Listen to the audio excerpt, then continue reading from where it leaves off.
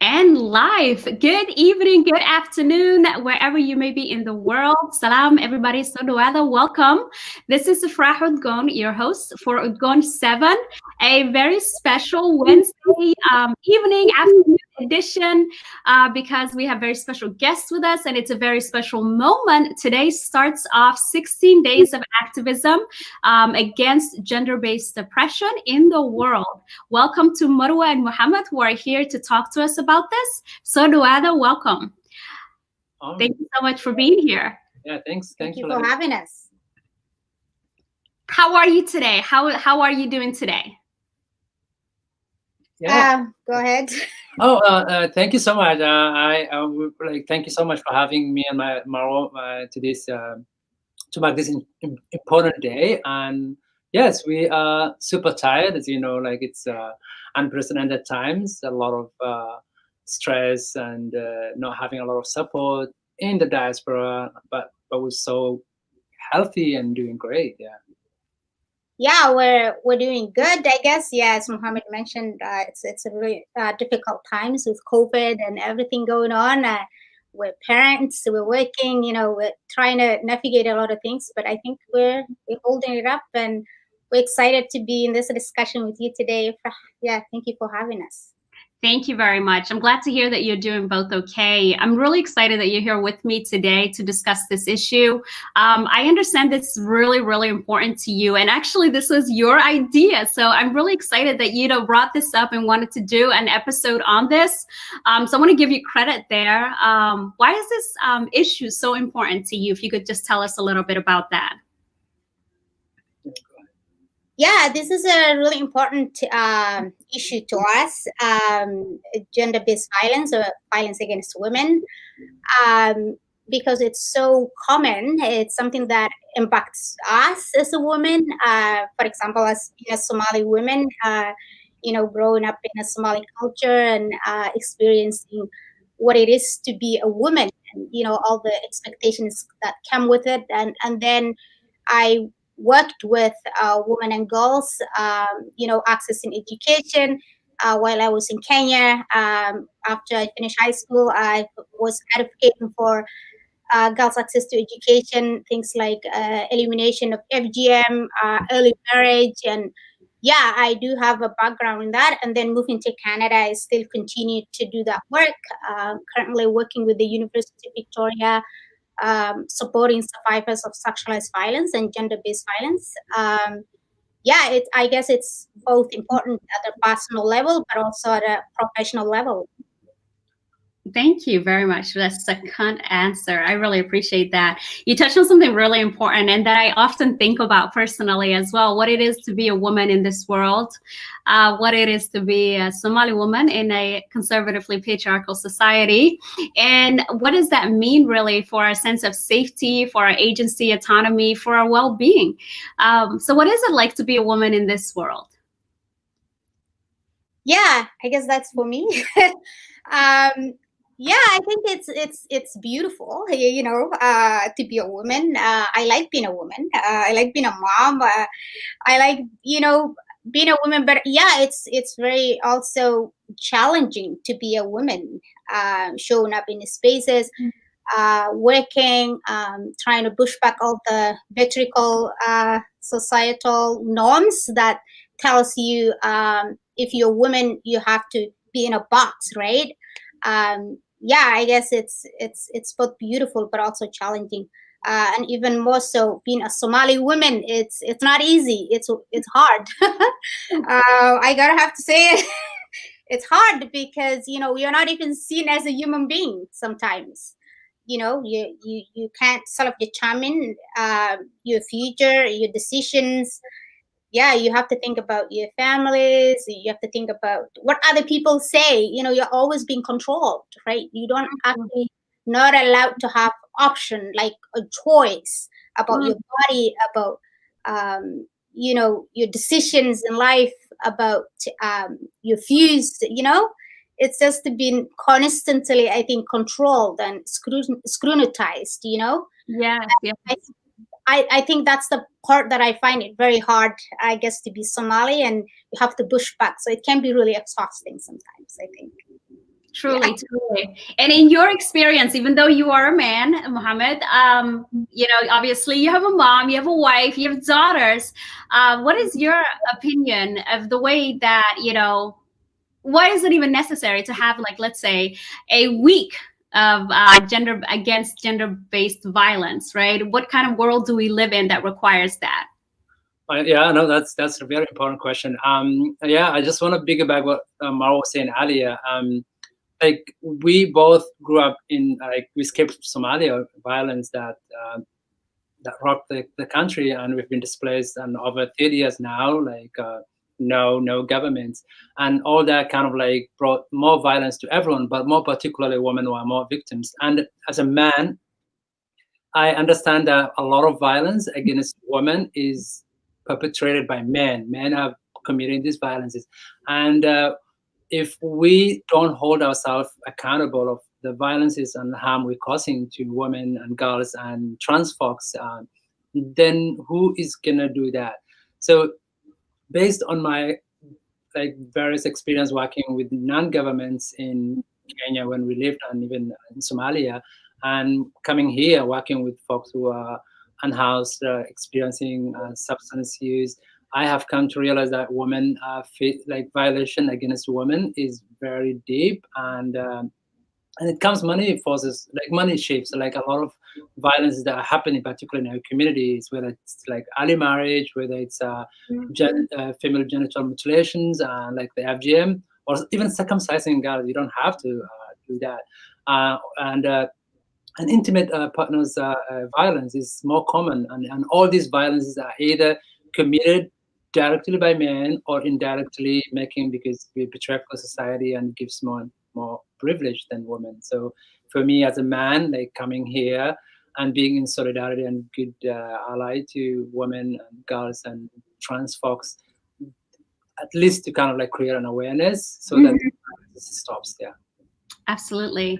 And just a quick question. I thought if Somali ku weydiiyo dadku waxay dhihi dhib maba jiro maxaad ka hadlaysiin dhibka jiro anaga waxaan nahay dhaqan fiican baan haysanaa oo haweenka xushmaysa oo maxaa la yiraahdaa aad baan u daryeelnaa u diirigelinaa maxaad sheegaysiinbo horta wax jirin baaba ka hadlaysiinbo maxaa dadkaas aad ku dhihi lahayd?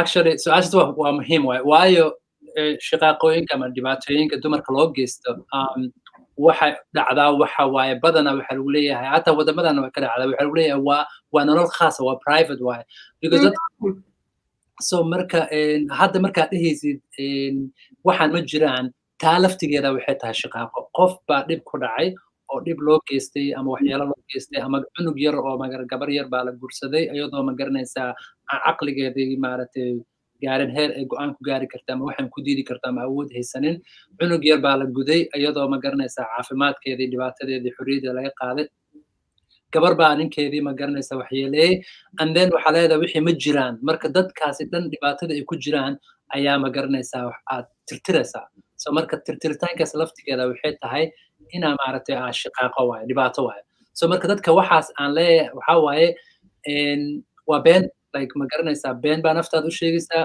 been baa ka sheegaysaa dadkii maaragtay dhibkan I'm sorry luqadda inay adag tahay laakiin waa xaqiiqada waaye so marka waxaa waaye dhibka wuu jiraa haddii maaragtay ay daatada akhbaarta la aruuriyey ay caddaynayso ma garanaysaa inay haddii ay ma garanaysaa ay jirto maaragtay adeegyada la bixinayo bulshada ma garanaysaa ay caddaynayo baahi ma garanaysaa in ay jirto dhibaatooyinkan adigana aa leedahay ma garanaysaa runtii taas waa been waay mana rumaysan karno waana sababta ma garanaysaa ay dhibaatooyinka dumarka loo geysta aysan u istaagi layihiin waayo dadkii baa waxay leeyihiin waxaan ma jiraan meeshii la dhihi lahaa okay waxaan way jiraan aan ka qabano wax ma garanaysaa saa awgeed way ka jirtaa waana dhibaatada wax loo istaajin lahayo waxaaba dadkii u dhaceen dhibka ma la siinayo fursad ay kaga hadlaan Absolutely. Aniga waxaan kala hadlaa arrimahan oo kale badankeeda haweenkan kala hadlaa marka waan ku faraxsanaa adigoo nina inaad ka hadli kartid may kugu adag tahay inaad ka hadashid mise adiga dhaqan ahaan ma lagugu soo dhaweeya inaad ka hadashid markaad adiga bulshada ku dhex jirtid mise bulsho oo like niman ay ku badan yihiin haddaad arrimahan oo kale kusoo hadal qaadid basically what kind of reception do you receive when you talk about this in the general Somali public and among men? horta dhibaatada ugu badan waxa waaye waxa keeno saashaan intuu ka jawaabay waxaan rabaa inaan lacag caddeeyo badanaa waxaa la dhahaa dadka bulshada markay ay waxbarashada aqoontooda kor u soo kacdo way yaraataa maaragta dhibaatooyinka hataa UN ma garanaysaa women akhbaarteeda ku cadaysa way yaraataa ragga dumarka dhibaatada u keenaya so marka dadka badanaa boqolkiiba maaragtay jir ahaan ma hayo like inta badan bulshadeena maaragtay bulsho fursad u heshay maa inay wax barato waayo dhibaatooyin badanaa dhacay dagaalaa dhacay faqri baa jiro dadka ma garanaysa waxbarashadii maaragtay way yar tahay so ragga badanaa markii aan arrimahan aan kala hadlo saddex qaybood waay qayb waxay leeyihiin maaragtay waxaa ku raadsanaysaa mashaariic iyo waxaana ku wadataa inkastoo oo shaqadeedaba aysan ahayn ma garanaysaa waxaa u shaqeeyaa ma garanaysaa wax kale oo aan la xiriirnayn oo ma garanaysaa dowladda oo maaragtay waxay leeyihiin waxaan mashaariic maa ku wadataa tan kale oo maaragtay waxaa waaye anaga maaragtay dad waxaan nahay oo diin wanaagsan haysto dumarkeena diinteena xaq badan ay siisay ma garanaysaa waxaan aa sheegaysid ma garanaysaa waa wax oo ajaanibta iyo dadka kaleto ku dhaco tan kale saddexaad waxaa waaye waxaan haddaan waa ragga qaar way rabaa inay ka hadlaan way og yihiin waxay leeyihin laba mid waaye in oo maaragtay aniga like waa maaragtay habsoocaya oo maaragtay waxaa la arkaa qof nooca kale dadka ilama hadlayaan saaxiibaday waa iga dhumayaan arrintan waa arrin dumar waaye magaran waa wax waa private waaye so marka ma garanaysaa kama hadli karo so marka aniga marka waxaan u ekaaday laxdii madoobeed like maaragtay waxa la dhahaa black sheepkii markaan ka hadlabo like muhiimaddu waxaa waaye qof bini aadan xuquuqdiisa maaragtay in lagu xadgudbo lagu tacadiyo maaragtay iga muhiimsan in maaragtay dad si i arkaan ama ilahaan so marka waa mixed maaragtay reactions dadka sida ay u arkaan. Thank you so much. And I just really want to relay that real quickly for people who are maybe not Somali speaking. The question was, as a man, are you comfortable speaking about this in one way? And how are you received when you talk about these things? Because a lot of times women's rights are not seen as human rights and are seen as just women only issues. So some of the things that Mohammed said was that, he does receive some feedback that are just kind of, why are you talking about this? Or friends or family, especially male friends and family, I'm assuming, not really wanting to engage in this and seeing this as women's talk and women's business. But the message really the message for this entire campaign is that women's rights are human rights, are for everybody. And I'm really glad that, you partake in this. And another thing that Mohammed touched on was how education is enlightening. And then the more education that people have, the more that we're able to talk about these issues, recognize them as real issues, and then find some solutions for them. And the more educated people are, the more opportunities that they have, so that some of these oppressions, and not that it's a direct cause and effect, but are some way there's some correlation between the poverty and between some sort of lack of knowledge or lack of education and some oppression that occurs in some people. Yeah. All right. That's a good summing up. Yeah. And I don't want to say that poor people are oppressive or saying that ignorance in terms of, and very careful as an educator, when I talk about ignorance, I'm talking about just that lack of knowledge, right? That people are directly, oppressive in that way, but there is some relationship between not knowing better and then obviously not doing better. Yeah, that's very important. I just want to add more. Like education, when we say education, we don't mean like formal education or going to an institution. We like getting yourself educated about people's experience. Like if a woman or a girl or a trans person saying, I am experiencing violence, like learning and unlearning all the behavior that kind of causes harm to women and girls, is education itself. It doesn't have to be like going to having a university degree or going to high school. Like even like learning that some of your behaviors is causing harm to people. Or unlearning itself is that's the education. And like before you could unlearn it, that you'd have to learn about it, right? So first inaad baratid waaye inaad u aragtid xataa qalad inay tahay waxaad subanaysid waxyaalo qaarkood waxaa dhahnaa waa dhaqankeena is our tradition waxba iskama bedeli karno oo ma awowgay mise ayagee maa ka fiicanahay sidaas bay u noolaan jireen sidaas bay u dhaqmi jireen maxaa aniga si kalaan u bedelaya. So what do you have to say about things that are like it's cultural that girls get married early or it's cultural inaan hablaha nugudno maxaa ka qaldan dhaqankeena maxaad rabtaa inaad noogu bedeshid? How do we convince people that sometimes we have to leave tradition behind and it's not necessarily a bad thing? Yeah, that's a good question. I think Mohammed and you talked about, education, right? Education is so important in addressing things like that, harmful cultural norms and sexualized violence and gender-based violence. That's how we call it. Our work actually, we make it more inclusive, so we don't actually think only women face violence. Right. Gender-based violence can happen to anyone, right? But there are people who are more, targeted for it, like women and girls and trans people and racialized people. There are people who are more vulnerable to gender-based violence, but it can happen to anyone. So I think my point is education is so important in addressing gender-based violence, and education doesn't have to be going to school and taking books. That is important, but it is more about like having discussions, right? And about the cultural practices that we have. For example, things that our forefathers used to do. Are those things good? Like we it's a common sense. We can have discussions like this and say, well, marrying off a child to a much older man, is that even good? Her saying, I don't want it, experiencing violence, being beaten, raped, things like rape, for example, that's quite common in the Somali community. And it's becoming even more increasingly a problem right now through social media. You cannot sit, and watch just a little girl being raped and harmed, right? So what are those cultural practices? We have to question them, right? We have to question them, and we have to have discussions about them. Formal education is also so important because it opens your eyes, it opens your mind.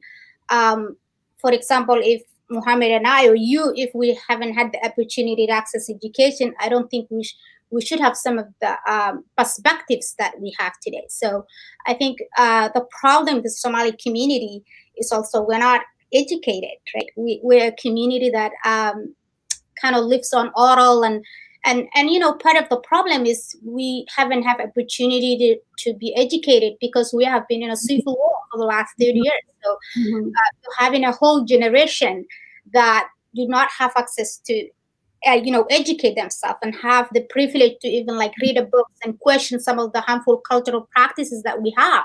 So they're still stuck on those harmful cultural practices because they didn't have any alternative. So my help is out for them too.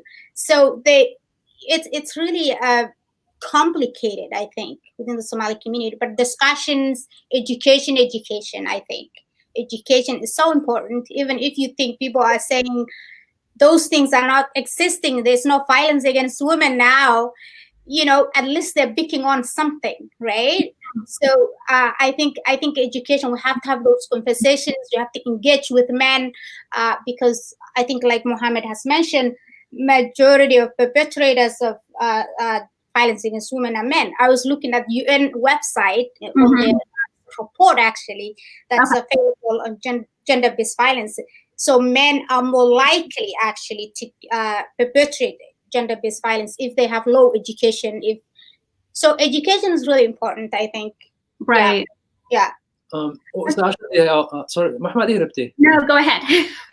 سؤالتي أو معرفتي دقن كاني Marwo really said something important about education, but also like دقن كاني and marka lagu dhahayo dhibaatooyinka dumarka iyo gabdhaha iyo maaragtay dadka oo gabarnimo lagu dhalin oo like marka dambe gabar noqday jinsiyadooda ma ahan maaragtay in hadduu awowgaas u samayn jiray ma garanaysaa ma ahayn inay ayeydaa raali ka ahayd ayeydaa waxaa laga yaabaa ma garanaysaa way ku dhacaysa wixii laakiin iyada siday dareemaysa weligaa ma dhegaysatay mala hadasha ayay ma garanaysaa awow saanu samaynaya adiga ma ku faraxsan tahay so marka haddii aa u dhegaysatay dhaqankii maaragtay dada waxay ku leeyihiin gabadha ma garanaysaa saana lasoo yeeli jiray kana la yeeli jiray kana saana no waxaas ma garanaysaa waa wax qalad dhacay waaye qaladkii dhacay ma garanaysaa waa inaan saxnaa maaragtay oo aan gadaal inta ugu laabano oo dhahno maaragtay meeshaan qaladka ka samaynay qaladka waa inaan saxnaa mida kale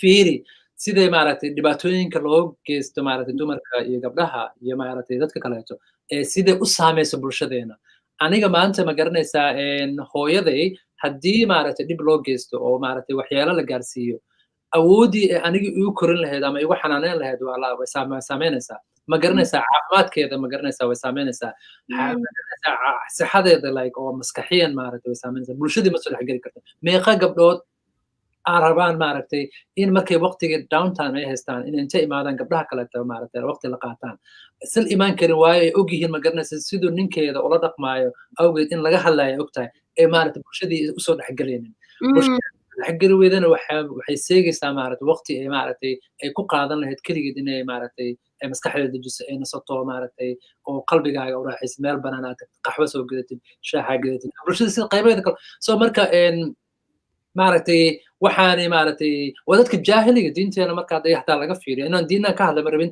markuu u sheego wax wanaagsan nebiga wuxuu dhihi jiray waxaan kasoo gaarnay awowayaasheena so markaas waxaa dhihi jiray awowayaashiina maaragtay waxay kasoo gaarteen waa wax qaladan haddii maaragtay diintii islaamka ay sas dhehayso adigii maaragtay markaasas dhahdid marka calaamadihii dadka jaahiliintii aa dhexgelaysaa marka ma rabtid in lagu arko inaa qof maaragtay jahli ah jahli ma ka wada cilmi la-aan jahli waxaan ka wadaa in maaragtay qof xuquuqdii biniaadamka ilaalinayn sharciga garab maraayo waayo hadduu awoogaa samayn jira hadda sharciga waayo inaa maaragtay qof biniaadam waxyaala aad gaarsiinin inta hataa haddaa fiirisid maaragtay inkastoo oo waddankeeni hooyo uusan lahayn sharciyadan oo maaragtay xuquuqda cunsuriyeenta haweenka looga hortagay aysan saxiixin weli qayb ka noqonin laakiin aan ku noolnahay ma garanay qayb weyn ay kama yihiin bulshada rayidka ma garanay way ka qayb qaadataa gabdhihii wax way barteen oo way isku istaagayaan xuquuqdooda haddaa fiirisid ma garanaysaa kolay adigana waa iga aqoon roontahay waayo dad dumar ayo marwo maaragtay gabdhaha soomaaliyeed markaa fiirisid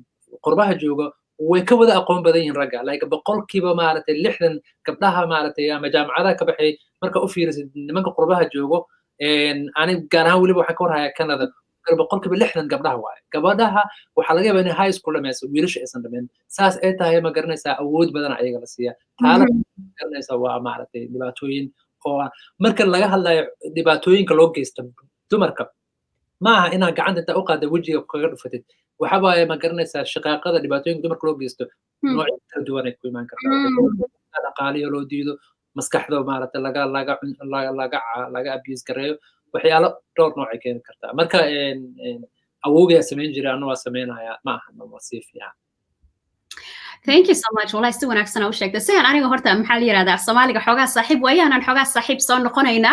Laakiin I feel waxaan dareemayaa idinka si fiican saaxiib u tihiin marka waad maasanta sida noogu sharaxday. I think you were getting into that emotional, like the other abusive ways, the other ways that women are abused or gaslighting somebody, making them question their reality, financial abuse, spiritual abuse, and all of that is made possible because of that, you know, patriarchal underlayer of that men are, you know, superior.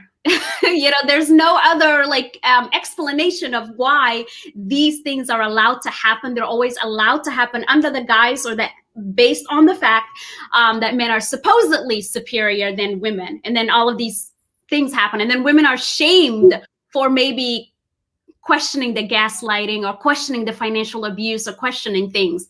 Also, once a woman is like married too, then divorce becomes another source of shame for her. So there's like all of these ways that there's like social control, that, and then you are punished as a woman if you find yourself outside of that social control.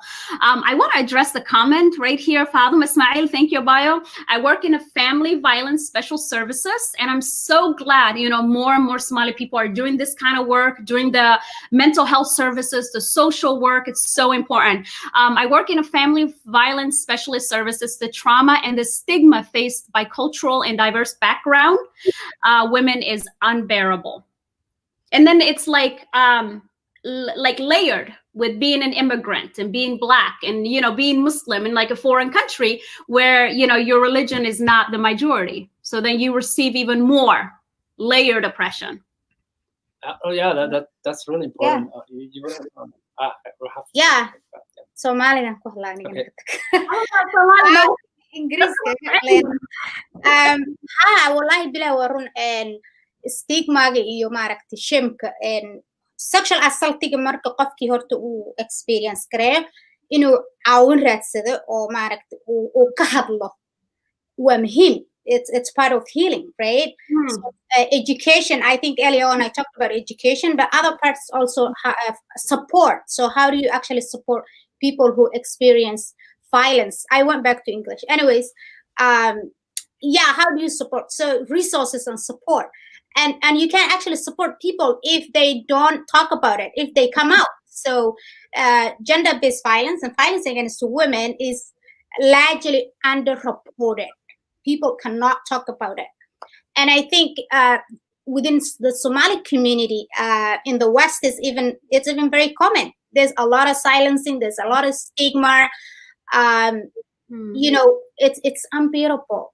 Waa in laga hadlaa, waa in dumarka la dhageystaa. Dumarka bes ma aha, dadka violence-ka ee ku dhacday, shaqaaqada ee ku dhacday waa in la dhageystaa oo soo baxaan oo caawimaad raadsanaan. Marka gabdhahi waxaa la leeyahay domestic violence ko kale markaan ka hadalna na aamus shib guriga iska joog, ilmahaada korso, waxaan ninka kugu sameynaa caadi waa hooyadaa lagu soo sameeyey, ilmahaada ma korsan kartid, waa inaa oyso. What was the proverb they use? Nanaga indhaha iska titirno oyni ilma ma korso. So people are just like outside racism iyo being an immigrant and being a newcomer, having language barrier, they're dealing with that layer, but this other layer also of the Somali culture. So it's really difficult intersections. I think when we're talking about providing support to survivors, we look at intersections also, like being an immigrant, being a person of color, being a Muslim, and then experiencing violence. It's another layer, and it's really a problem. So yeah, Fatuma is right. But what do we do? I think as a community, as a women, we have to be there for each other. I think, your friends, your circles, the girls that you talk to, don't silence her. Don't tell her the man is always better. When women come together, and waa karbasha xooga marka isku imaadaan ninkay ka hadlayaan maanta gabdhaha dumarka jooga aniga waa u tagaa marmar, and then I feel everyone out always because they're talking about they're talking about guriga seen u hagaajiya sending happy aga dhigaa, they're working so hard to make men happy. She's dealing with the kids, she's dealing with everything, she's dealing with the racism and all the things we talked about. Waxaa laga yaabaa abuse inay ku jirto, way iska aamusan tahay. Marka gabdhaha kaleetana, they're not supporting her because they're just telling her, oh, your dad is this. Ninkaad habi inay ka dhigtid waay. No. If you see a gabar inay maaragtay dhibaato haysato, dhegeyso. Hataa waxba u qaban, iska dhegeysa hataa ka hadasho dhibko.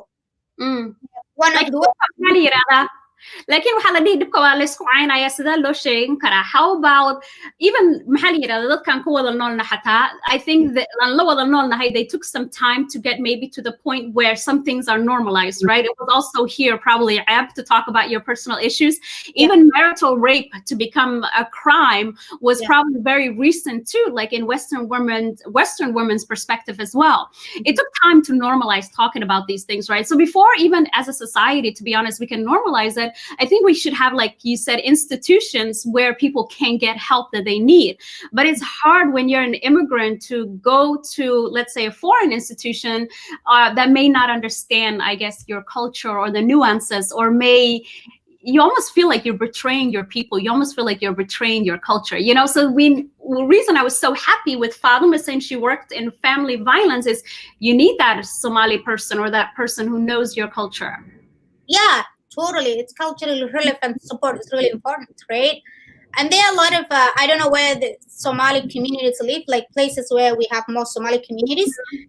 They should have those services, right, that are geared towards Somali families, Somali, and there are a lot of funding and supports for those things. But we need to make use of them. And I think sometimes the resources can be there, the support can be there, but people may not access it. So there's like, how do you even create accessibility issues? So we have to talk about accessibility. And that's when it comes having culturally relevant resources where people speak the same language. You know, you have speaking with Somali counselors, you're speaking with Somali workers, you know, maybe that may address some of the barriers, some of the stigma, right? I think. Yeah. Absolutely. Before I carry on, I want to acknowledge some comments too before more people comment. We love the comments, by the way. Please share away. Share with your friends if you find the topic interesting and you would like more engagement. This is a live engagement show. I like to do a live because I like to talk to people. As you can see, I'm a talker, right? ما شاء الله إلهي إذن حفظية. Thank you walaalo. waa mowduuc muhiim ah loona baahan yahay in la kala falanqeeyo. I agree with Marwa. Education is the key. We must encourage and educate our communities. It's the only way. Aqoon la'aan waa iftiin la'aan. Thank you walaalo. Thank you. And I wanted to make one more, if that's okay. Absolutely. In terms of education, I think, like, you know, earlier on you asked how we can address, what are the solutions, right?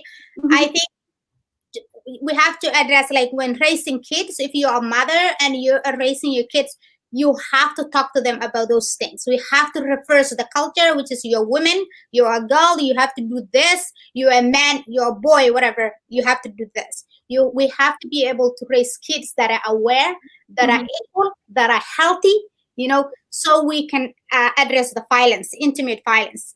So education is also raising kids, like teaching them things like consent, you know, like their body. We have to be able to talk about, like, sexuality, you know. It's okay to talk about those things because those are part of life, right? So you said early on when kids are growing up, so later on they don't find themselves not knowing those things and being sexually exploited or abused, or maybe the other thing is like ending, if you're in an abusive relationship, get out of it, because you don't want your kids being exposed. Because I think one of the research shows that people who perpetrate sexual violence have been exposed to violence when they're grown up, right? So it becomes a cycle, and we have to be able to break that cycle if we want to address gender-based violence, right? We don't want to raise kids that were exposed to violence and then will cause violence or experience of just, we'll see it, it's part of, you know, normal thing, right? Absolutely. Just to raise kids, especially women. I think girls, like a really very empowered girls, right? Don't tell them you're a woman. You have to take in everything. Absolutely. You know what? I'm starting to think, though, and don't take me the wrong way, I do only have a boy, but I'm starting to think, though, that the boys are the ones nowadays not receiving the education. And I think that the boys are the ones that are falling in between the cracks because they're not receiving the education. And we're still raising boys the way that we did in the old country, where markay soo qaangaaraan, you know, they look like a man, so they must be a man. But we know now, biology and psychology, waxayna bartay maskaxda wali inay korin, you know? So we just let them, adduunka inay iska dhaciyaan. And I think the boys are actually the ones that are really suffering right now, especially the immigrant boys that are dealing with multiple layers of, you know, multiple isms, multiple, you know, racism and being Muslim and being an immigrant and everything. And then also being thought that maadaama jirku weya maskaxdana inay kortay, when we know that's not true. Yeah, I agree. Yeah, I totally agree. Like provide earlier on, you guys talked about like having services that are kind of tailored to our people's need, and that's very important in terms of accessibility. And even what you just said about boys having like boys learn these issues and have a communication, we have to have those kind of services tailored for them in our community. When especially like one of the important spaces that we have is our mosques. Like we should be having our mosques should be having like programs that kind of address these issues and talk about like consent, about violence against women and girls, about reproductive justice, where like men and boys can have a conversation about these issues, and they don't feel like ashamed or not being able to express any of the things that they're feeling. And importantly, Emotional, yeah. one of two important things that like we can address violence against women is having these services especially contextualized in a culturally sensitive for our communities. And we can only we the only people who can do that, because if we need like if violence has to stop, and I'm sorry to say this, like we men have to be like stepping back and like kind of letting women and people who experience violence, not only women, whether trans or girls, like taking role and telling, okay, if for example you're an imam of a mosque, like, and you're not educated about these issues, like it's time for you to kind of like sit and say, okay, help me learn these things, and then let women, like we're not saying, oh, or women can't talk to people, like women can't give sermons. No, if you want to follow your religion in a way that's very strict and conservatively, and I respect that, but you also have to like understand that this issue is hurting our community, and we should be all like be talking about it and addressing it, letting women and people who experience violence come forward and like come to the space and make these spaces safer and accessible to people, and have services like, for example, to break this cycle, because this is a cycle. If you like if kids are seeing their mother being hurt, and when they grow up they will also become people who are continually hurting other people, so the cycle of violence goes on. It's a learned behavior, so absolutely they have to have Yeah. learned it somewhere, that it was okay to do so and that it's part of life. So it's a learned behavior. And Yeah. I'm really glad that you mentioned like utilizing the pillars of the community, which like the mosque is a huge pillar of the community. And I really do wish, that the mosque handled these kind of conversations about like consent, about just these important conversations, like a Me Too movement. We had one, the Somali one, actually not too long ago, and I tried to bring this to light like a couple of years ago, but there was a Somali girl on Twitter actually that set it on fire this year, and I couldn't have been more happier, because I needed this, and I think many Somali women needed this to be brought to the front. Like, this does happen. This doesn't happen to just those people.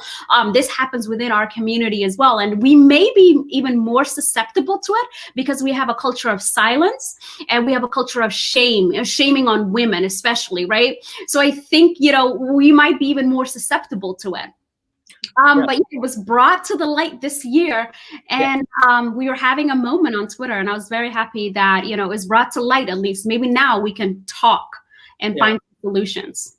You're absolutely right, and let me know when you want to go back to the comments. But more importantly, like the fear of being like a payback. Like a lot of women, when they experience violence, especially in our community, they don't come forward. They don't even look for services that are available to them. The resources out there, and because of fear of how they're being viewed. Like people will be called like gurigi baa dumisay magana adigoo jir baa gurigi ka baxday ciyaalkii ma garanaysaa intee u socotaa, and like those are the kind of things that people worry, and they will say, oh, I'm in this mess, or I'm in this like atrocious relationship because of my kids. No, like ilmahaaga maalin kasta markay ku arkayaan adigoo maaragtay si kale lagula dhaqmaayo, they would not, like, you're not doing any service to them. Like so service ka ma garanaysaa. I remember one time I had a friend of ours had had experienced violence, and she had all the resources that she could, and she was like, I can't go because I would be viewed, and she wasn't in like a Somali man, and like she was like, I'll be viewed in a maaragtay anigoo cimrigan ku jiro inaan like aan ka dhex baxo maaragtay reerkaygi. And like Maro and I like went to the McGinnis service provider and said, okay, this is sidaa u samaynaysa servicekan. Waxaan rabnaa qofkan guriga iyada guri soo raadsanayso, shelter ka imaanayso, guriga soo raadsanaysaa, gurigii markay soo raadsato ay soo hesho, idinka lacagtay gurigaas ku kiraysan leedana siinaysiin. Adeegaas marka hore muu jirin.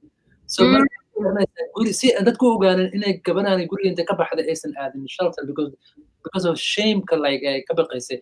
So dadka waxay dhahan, oh, okay, waan samayn karnaa. So marka waxaa la rabaa bulshada maaragtay service-ka jiro inaa maaragtay culturally like loo contextualize gareeyo perspective-ka hata service providerska loo maaragtay la dhaho community-geena resources-kan waa haysiin, but they're not accessing it because of waxa ka jiro community-ga. So marka waxaa rabaa adiga maaragtay qof walba shaqadiisa tahay, qof walba responsibilities. Waxaa la dhahaa marka adiga Tory Morrison, late Tory Morrison said, adiga if you got the freedom and have something, then make sure that the other person who doesn't have it like maaragtay in help, because yeah, absolutely. The function of freedom is to free someone else. Yeah, exactly. I believe in that. She's so amazing, and I love Toni Morrison. Yeah, learn so much from literature, right? And then another one that I like is from Maya Angelou, and it's when you know better, you do better. So like, you know, sometimes we get really upset and overwhelmed with things that we've done and mistakes that we've made, but you know, when you know better, you do better. Just move on. Dad baan salaamay. I want to acknowledge that Marwa, Mohammed, and Ifrah aad baan idin salaamay. Yes. And then there's this really important question in light of COVID, right? How has, I imagine, restricted movement of this pandemic disease in women violence against gender abuse in Somali communities in Ohio? I think I'm going to take liberty to kind of translate that question. I imagine, how has COVID-19, how has this restricted movement due to COVID-19 impacted gender abuse? Gender abuse or okay. Violence. Okay. Like data badanaa ma garanaysaa la soo saaray oo like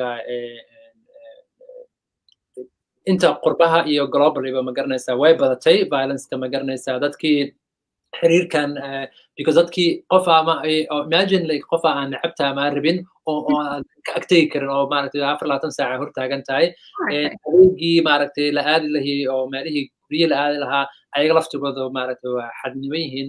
So I'm assuming qofkaas inuu Soomaaliya saasan Soomaali ugu hadlaya. So it is maaragtay getting worse and worse. More importantly, like ma garanay mentally maaragtay already way saameynaysa ciyaalka hadda maaragtay BC waxaa soo saaray data oo meesha anaga deganahay oo ciyaalka markay like anxiety stresskan oo pandemickan keena asagoon waxba maaragtay hooyadood iyo aabahood ama dadka la nool yihiin aysan waxba is yeelaynin waxay la mid tahay sida markay masiibo dhacdo camal oo kale disaster inay dhacdo maaragtay dadka u saameysay camal oo kale u saameysay. So ma garanaysaa like it has increased, and then that's why we need maaragtay to reach each other out maaragtay virtual inaan u sameyno hataa haddaan maaragtay isbooqan karnin like dadka waxaa la sameeyaa qaxwaaga soo qaada adiga gaarigaaga ku jira anna gaarigaaga ku jiraya maaragtay halkaas istaag maaragtay ka sheekayso.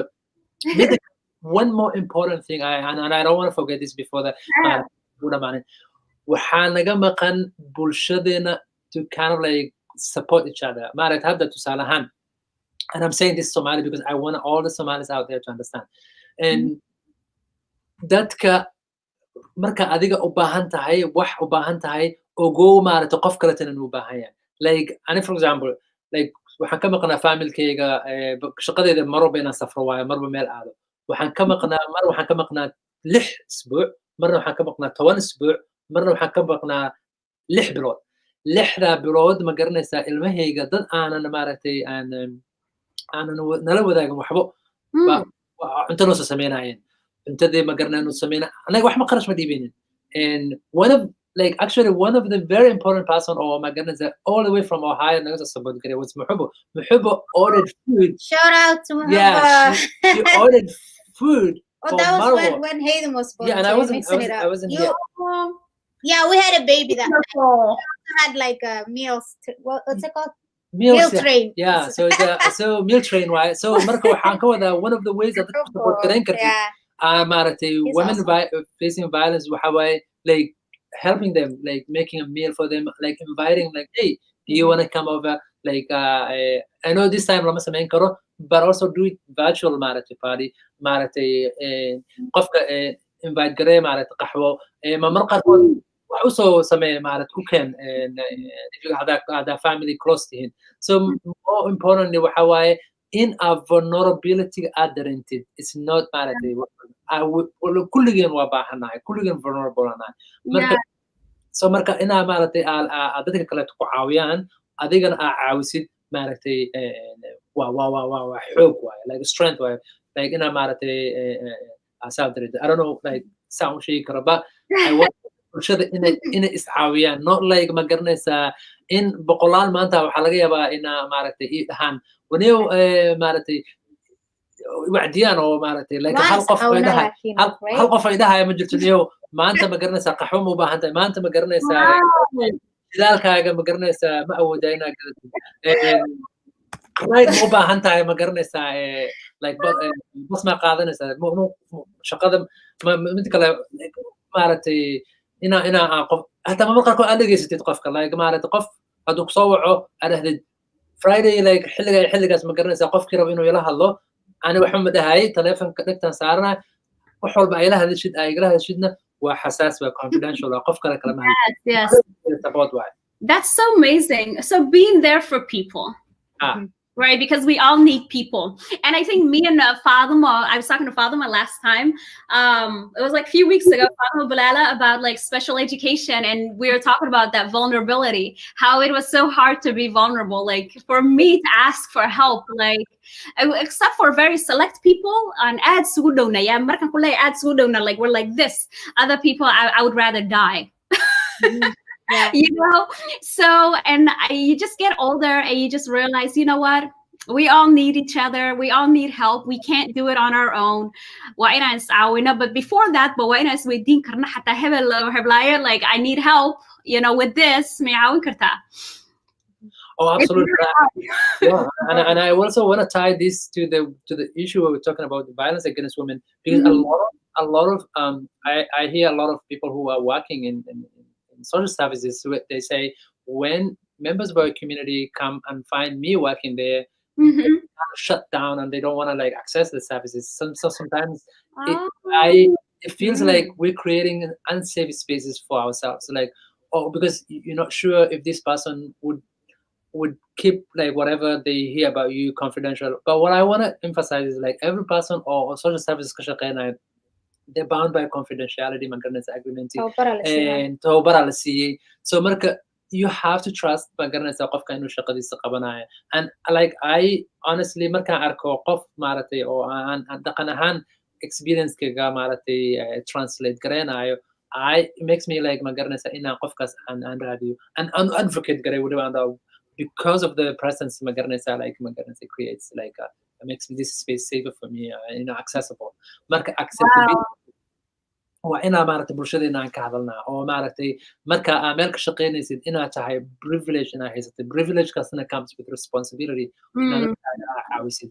So a lot maaragtay dadkeena especially maaragtay siriyada oo populationkeena uu ku badan yahay sida Toronto, Edmonton, Ohio, Minnesota, ma garanaysaa marka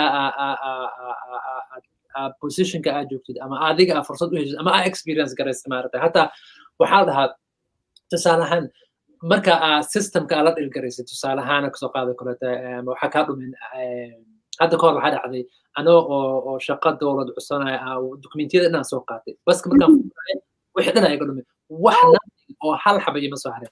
Markaan systemka tegay systemka hataa like wax laygu identify garaya ma jirin ilaa marka dambe waxay noqotay inaan sawirka laga qaado oo la sameeyo. So marka dadka ay like sida aan u maray systemka iyo maaragtay ID-gaas u raadsanaya waxyaalo badan aan ka bartay. So marka waxaasoo kale rabo, like I already have experience oo maaragtay oo systemkii aan maray, and then waan kaa caawin karaa. Sidoo kale markaa waddanka ku cusub tahay, dadka oo waddanka kaa soo horeeya ina u aragtid adiga waddankan wax badan aad joogtay, ma garanaysa ayaga importance maaha ina u aragtid ina dadkan maaragtay ayaga laftigooda aad garab siin kartid oo maaragtay leedahay okay aniga maaragtay baska bayma ku sheegay markaa inta imaaday anoo hataa waxbarasho haysto baska inuu like south and north markuu u kala socdo I had to like inaan sawirto maaragtay okay like marka inta soo istaago ama on the other side of wadada marka hadduu qofka dad qaarna waxay leeyihiin weligiinba bas ma raacin like because marka saa u imaadeen ba they were maaragtay fursaday haysteen dadaa inta ugu soo horeeyeen baabuurkii ma garanaysaa dhaqsee barteen so marka waxaa la rabaa like violence against women maaragtay ma ahan like ina gacanta loo qaadayo waxa waa qofka ina u abuurtid ina empower garaysa ina gabdhaha economiga inay kasoo participate garoobaan inay wax kasoo participate garoobaan waay waddankan especially waddanka hooyo systemka suu ka jiro waa adag yahay ba here ma garanaysaa fursado badanaa taalo resource badanaa taalo gabar iyo maamo iyo wiil kulligeen ma garanaysaa ina like dadka isgarab qabsadaan oo maaragtay resource kan ka faa'iidaystaan because a lot of taalo meesha sorry wonderful. I'm really glad you nala wadaagtid experience-kaada and you talked about personal experiences and that markaad adiga wax garanaysid inaad dadka la wadaagtid because I like that. Aniga waxaan ahay like there are two people, okay? Dadna hogga aad ku dhici rabtid way kugu daawadaan, dadna waxay ku dhihi hey there's a hog there, stop, you know? Dadka kala duwan marka ahow dadka like qofka dadka waaniyo oo ku dhaha like you see that hole right there, don't fall in it, you know? So I definitely believe in that, sharing your experiences and sharing what worked for you. Meshan Abdul Dahir banada ayadana wuxuu yiri at this rate kulaha I should speak Somali all the time. Dhammaanteena waa wada suju. Great discussion. We are, you know.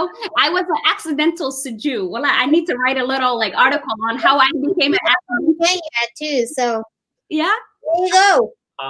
I was actually you know for me is I my Somali is not that great because one we were displaced from Somalia when we were like 5 years old, and then we came to Kenya as like refugees, and then they were like I think the Somali curriculum was based on like UNESCO thing, which was even like not a curriculum. So it was even added to kind of like learn proper Somali, like formal Somali. So I had to like kind of teach myself a lot, and I still struggle.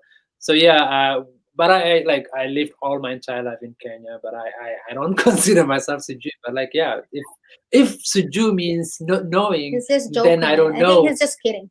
Yeah, but like yeah. I think like Somali, there's like a little backstory about why Somalis in Kenya are called Suju. And I think the backstory is when they talk to other Somalis, waxay u hadal celinayaan waxay ahayd Sujui. Like I don't know, yeah, kind of thing. Yes, and it means like I don't know. I think I have two like theories about that. One, you know, because in Kenya we have and this ties to colonial kind of like rule. So there's what we call kibanda, which means like identification that you have to carry around. In Kenya you can't travel without like the police can ask you ID anytime, anywhere. And so they had to carry that kibanda. And then that also came with like strict rules because there was a Mau Mau and other like anti-colonial movements. Yes. So when our relatives, because Somalia, like we're all related, whether you're from like Somalia, or whether you're from Somalia, Ethiopia, or Somalia, Djibouti. So people used to visit each other, and because we're pastoralists, so you may have an uncle coming over from another Somalia. And then when they come, and then the police or the colonial will come and say, is this person related to you? And then you say, no, I don't know this. That's why like they say Sijui.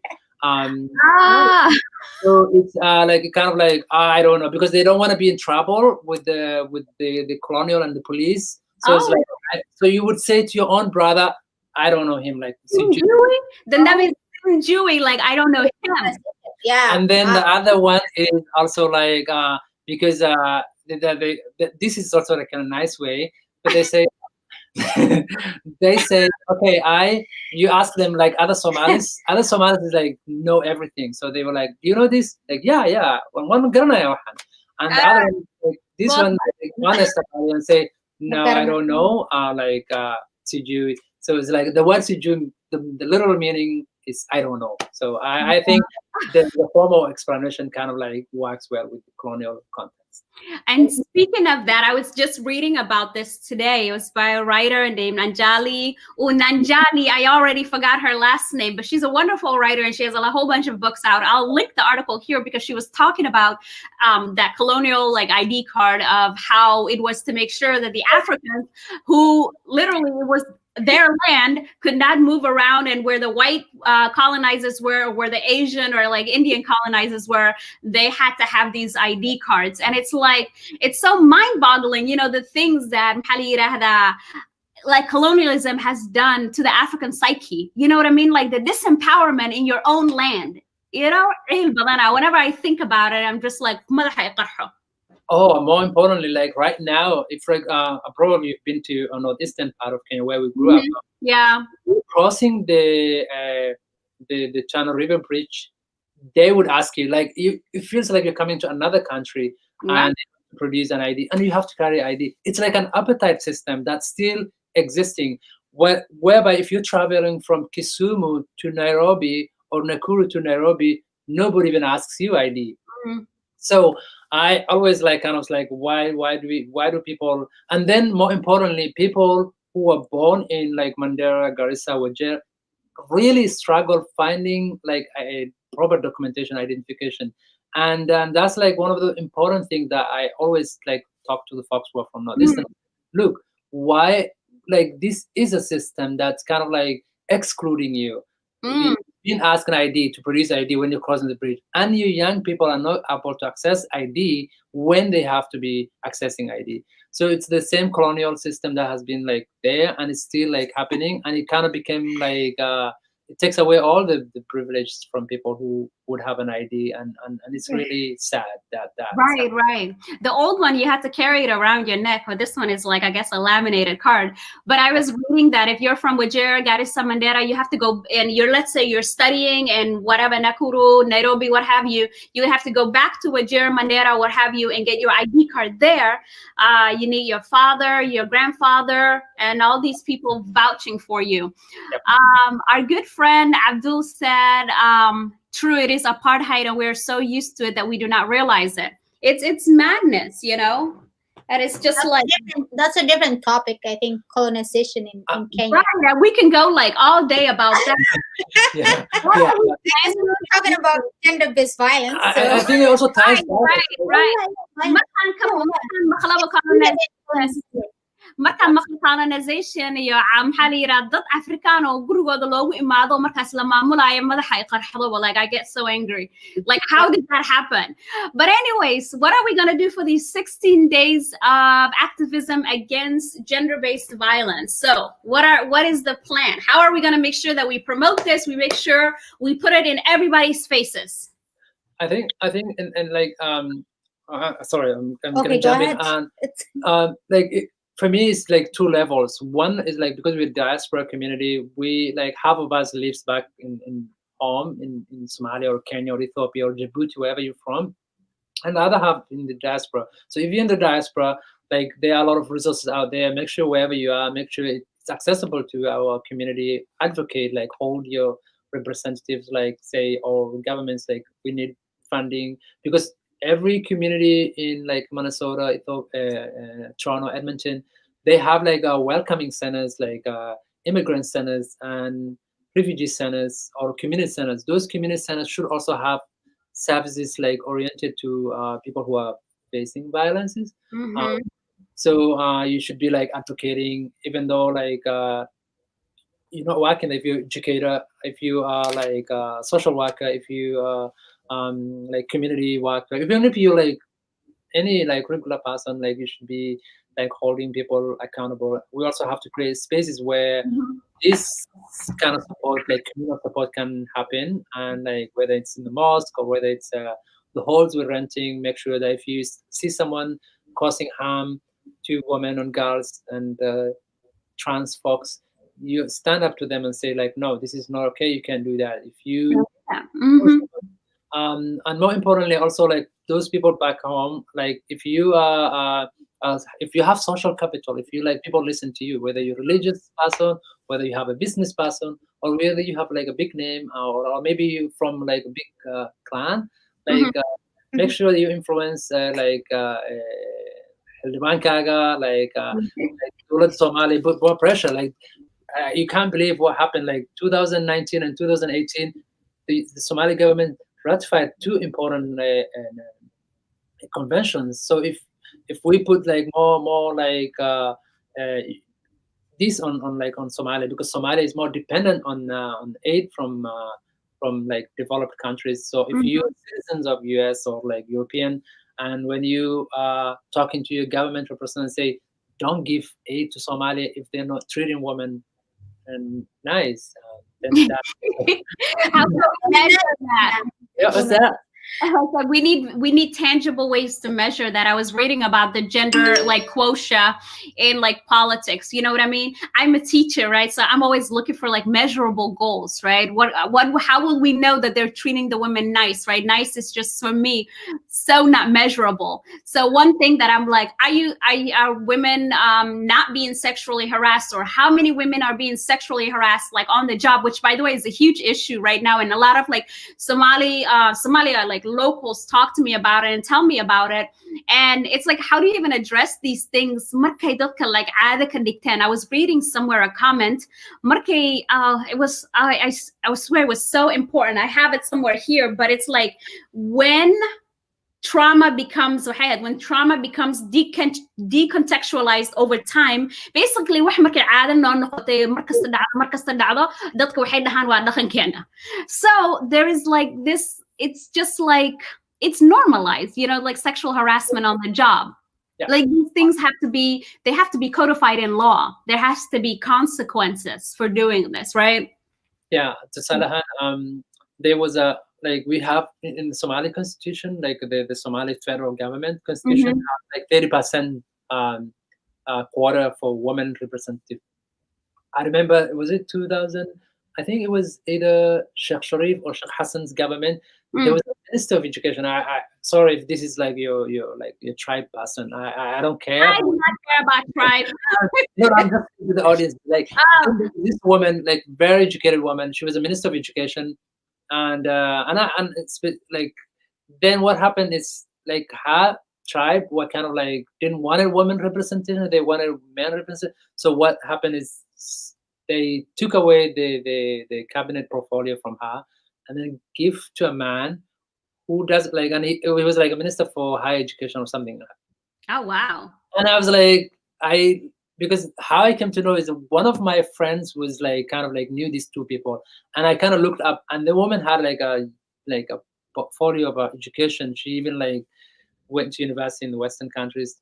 She was very experienced person, and like she was let go, and this person came in, and then he was a minister, and I have like been talking to a lot of people like, how do you get like a Hildiban? And they were like, you have to go to the elders, and then the elders will say, "What anaga ina dumarna matashamarta like dadka kale other art." I was like, and who qabta ninkan marka.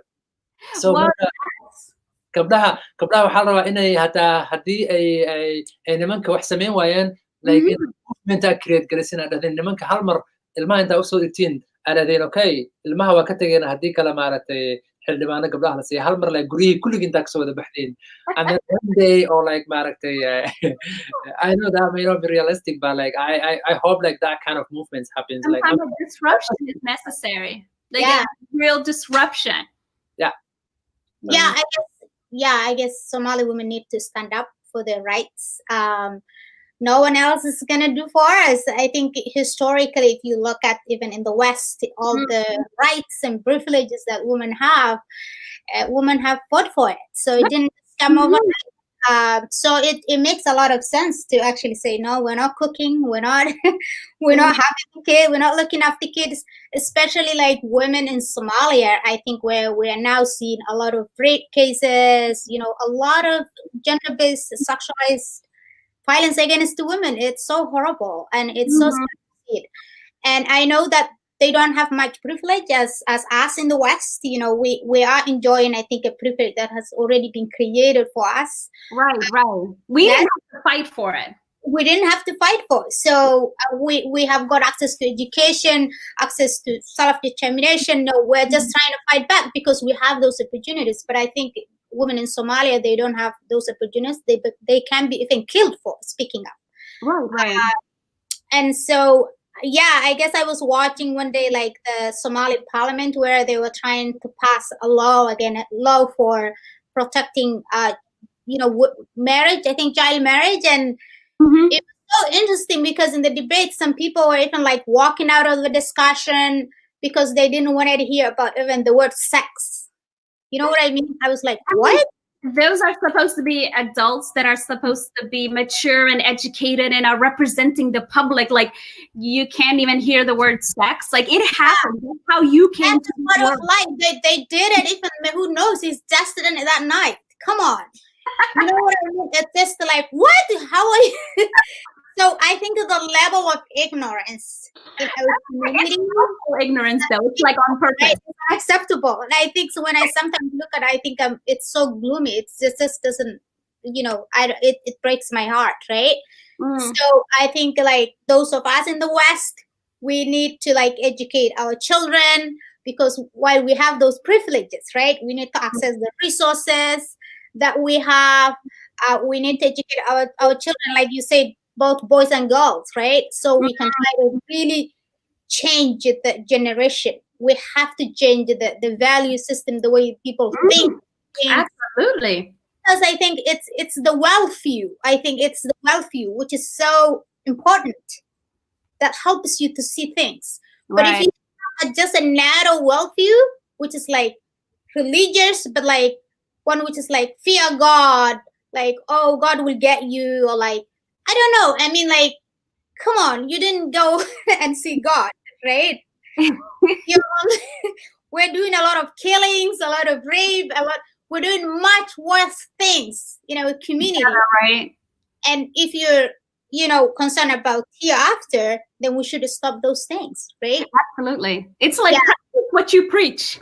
Yeah, so I think, our community, I think we have a disease called ignorance for sure. I don't know. I mean, like, I'm pretty hard on them, but I think, so this week, 16 days of activism, go back to your question. What did you do? At the university where I work, we have 5 days of action where every day we're presenting. I'm not organizing, but I know about it. Anyways, we're just providing something to read to the university. We're particularly addressing sexualized violence on campus, right? So every week, professors, students, community members are having some content about violence against women. So we're reflecting, we're seeing the data. Yeah, we're having those discussions, and we're trying to commit at a personal level, at a governmental level, to try to do something about it. And I think you have to do the same. Even read about what is violence against the women. I think, a lot of times I think one thing that we talk about is people don't even know what constitutes as violence, right? So like early marriage, denying girls access to education, those are violence. But a lot of times we think those are normal, right? Taking the time to actually reflect on what is violence against women, what constitutes violence is really important to try to start having those conversations, I think. No, that's absolutely important. I really want to touch on, Halira, what our wonderful friend Abdul here said, that the mosques have sadly ignored the scourge of gender-based violence. The Wadats have let us down in this. I won't say they encourage, but by condoning it, they actually encourage it, right? Sometimes silence is complicity. Actually, silence is always complicity. You have to be able to say that. Sorry, interrupting, but Mohammed has been talking about that, and I think it's really important things to do if we want to address gender-based violence, and especially mosques are the place where power lies, right? The Wadadis have power. They are listening. People are more likely to tune in, to listen in. So if they incorporate, discussions around gender-based violence and sexualized violence, whatever you call it, in those programs, and just talk about those violence exists and it's not okay. Maybe not go deep into it, but have those, discussions. People are going to tune more. Yeah, it's going to tune in more. And I think also Mohammed mentioned involving women in those discussions. A lot of the time at the mosque, you're seeing actually there's violence that's committed actually, because women aren't allowed to lead something, right? So they could be doing all the stuff, they could be doing all the cooking, they could be organizing events, but then they aren't even given credit for it, or just some imam gets up and just takes credit. I don't know. I'm not even credit maybe, but wait. I see this like, well, you've thought about this, Marwa, and I feel like it's something that just, gets you all riled up, doesn't it?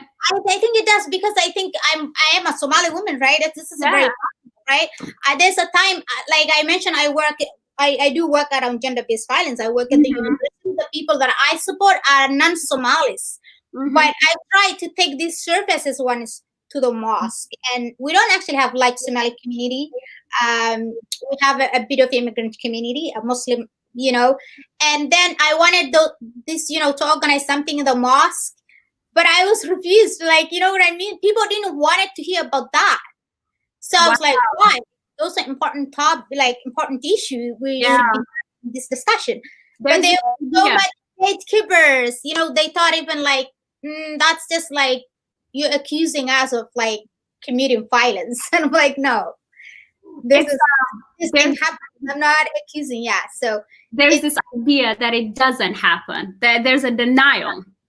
There is denial. Yeah. I somehow want to talk something that somehow like cultural relativism. Like in the mosque, people still like deal these issues in a way that may not be like helpful to women. Like for example, when women and men have like, there's a verse, I don't want to say the verse here, there's a procedure in the Quran that says like when two spouses have violence, so you identify people from her side and people from his side, and they kind of like sort out.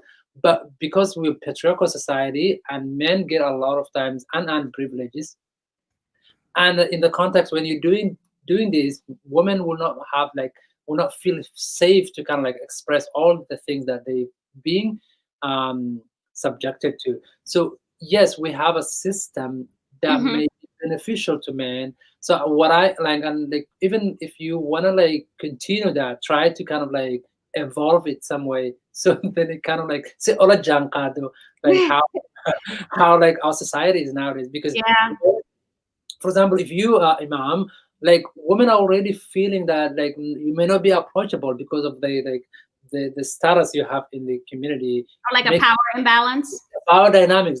Thank you for saying that. So then having like someone who like worked in this field and saying like, okay, we have a member in our community who expressed that they being harmed and we want to like address this issue, like what can you advise me? Like, and then as an imam, then what you have to educate yourself these issues, you have to unlearn, and then have someone like, that's why we have like need to have more women playing more important roles in our mosques. Like I sometimes like say, okay, you imam, your job is like helping people learn the religion, but if you don't know like the social services we have, you don't know like what it feels or what it's like being a woman or like a girl or like a trans person. And then like I also want to emphasize more, like women face a lot of violence, but also there are a lot of our community who like were born being men and then like kind of like going through gender like the gender identity is kind of dynamic. We also have to be like treat them as a human beings and like respect their rights. And I know like they face a lot of violences in our community. There was like right before I came to this interview, we were reading about like a Somali woman in Toronto who was killed, and like nobody even talks about like her family kind of disowned, and like her like she's her name is Sumaya SL. Like if you go and read her story, like one of your 16 days of activism is learning about people who are violently mattered, and like because their family kind of like disowned because of their identity. And Right, they so still have value as a human being, even if you don't agree with what they're doing or how they're expressing themselves. As yeah, a I remember, like maybe like getting off the track, but like I remember one time I was having a conversation about about like gay and lesbian kind of discussion with our community, and people were so worked up that were like they were reading to me a verse, and I was like, look, if you want to use this verse, what does this verse talks about? It talks about people who are like doing robberies, like and like if you're talking about the Komalut, they were doing robberies, they were like being unhospitable to their guests. So those are the two like major issues you're not like addressing. How many people in Somalia are robbing other people? Like for Right. example, I was displaced from my home country. Yeah. Everything was taken. But also, like, even if we have theological differences, are these still human beings? Absolutely. And also, So the bottom line is this is a human being, therefore they have human value, therefore you have no right to persecute them. And actually, social exclusion or excommunication is a form of persecution. absolutely. And It's like, horrible for a person. yeah, you're absolutely right. And like also even the verses most people use it to kind of like use to perpetuate violence against trans people is on like it talks about rape, not like homosexuality. It talks about rape. So people when I'm kind of like challenging this verse and like, hey, how are you reading this? And like say like men approaching another man, or maybe men are approaching other men and use and forcing them. It's like rape. It's not like people who are like happy and consenting to one another and love. They are expressing love. They're not like causing anybody harm to anybody. But the Right. people in the history you're using to persecute these people are people who have committed rape. So if you're raping, yeah. So Do you think then, and justice can never wait, right? But do you think that as a community, like Somalis just really aren't ready to talk about these things and not really acknowledge that there are gay Somalis, that there are trans Somalis? I don't think we even let them exist, right? uh, We don't they yeah, I mean, I like people who are also like intolerant will always like exist. Even like communities that have like more advocacy, more rules are still like. But I don't like the important thing is I don't care your views. I don't care your beliefs. What I care is when your beliefs and your views and your religion causes harm to another person. So I am a Muslim. I'm not less Muslim than you because I want to respect other people. I want to see love is love no matter who you love. So if you are like I was having this conversation with someone who took me give me a ride from the airport, and he was saying I was saying, look, right now you're practicing your faith. You can like stop the car and pray anywhere, and you don't want anybody coming and like getting a stick and like hitting you because you're praying. And he was like, no, that they can't do that. And I was like, why? And he was like, because I have the freedom to express my faith. And I was like, okay. And then people have also freedom to fall in love with anyone they want. So I want you think yourself because you afforded these basic rights. Then also you have to like understand that other people also have rights. So totally. so I like I want to have this conversation no matter people whether ready or not, and Okay. yeah, because I am not gonna sit and wait until people will be ready because they will never be ready. And Absolutely.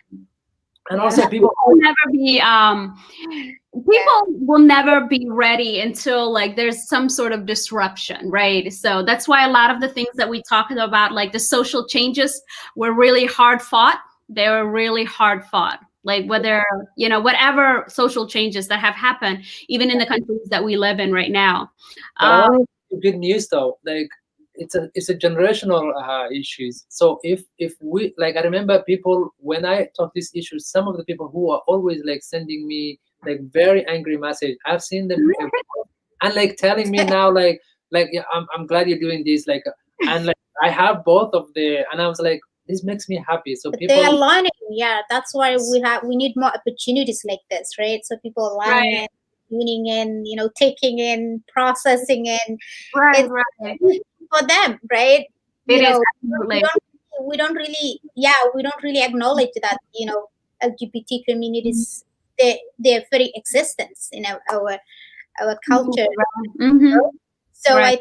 I think it's hard for people to wrap their heads around, even they experience violence, right? You can't even name them, because if you, then you're one of them, right? That's kind of, I think, where the Somali community is now. But I like Muhammad's optimism, and I know we have pushed and talking about that, and people are learning and tuning in and learning. So totally.